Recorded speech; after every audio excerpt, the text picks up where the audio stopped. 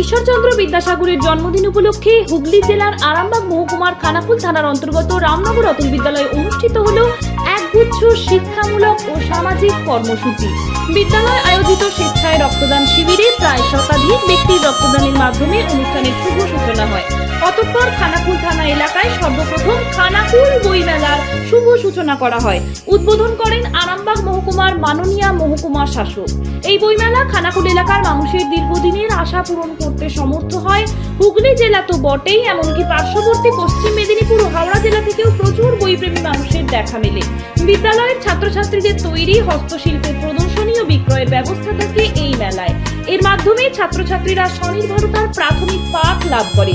এই মেলার সাংস্কৃতিক মঞ্চ থেকে প্রকাশিত হয় বিদ্যালয়ের ছাত্রছাত্রীদের দ্বারা তৈরি বাৎসরিক পত্রিকা, যার দ্বারা তাদের অন্তর্নিহিত প্রতিভাগুলি বিকশিত হয়।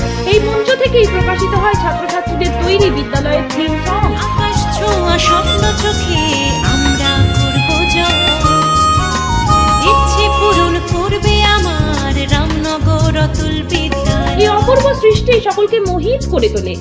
মনীষীদের জীবনী ও কর্মজীবন সম্পর্কিত আন্তঃবিদ্যালয় কুইজ অনুষ্ঠিত হয়, যাতে অংশগ্রহণ করে বিভিন্ন বিদ্যালয়ের ছাত্রছাত্রীরা। কুসংস্কার বিরোধী ম্যাজিক শো এর মাধ্যমে কুশিক্ষার আধার কাটিয়ে প্রকৃত শিক্ষার আলো ছড়িয়ে দেওয়ার চেষ্টা করা হয় এই মেলা থেকে।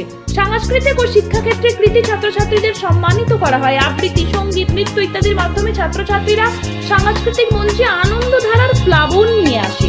গ্রাম বাংলার ছাত্রছাত্রীদের আনন্দময় সৃজনশীলতার বিকাশ ঘটে তাদের দ্বারা অভিনীত একগুচ্ছ নাটক মঞ্চস্থ করার মাধ্যমে। এছাড়াও বিদ্যালয়ের দেওয়াল চিত্রকলা সকলকে অভিভূত করে। বিদ্যালয় প্রাঙ্গণে এলাকার সমস্ত বিদ্যালয়ের ছাত্রছাত্রীদের উৎসাহ চোখে পড়ার মতো।